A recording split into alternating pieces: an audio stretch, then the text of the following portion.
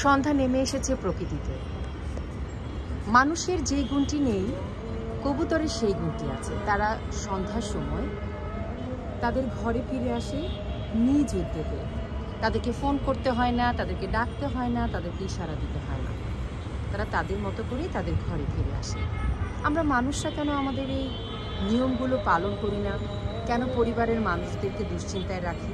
কেন আমরা খেলার নাম করে আর বাড়ি ফিরতে চাই না? খেলার তো একটা নিজস্ব নিয়ম আছে।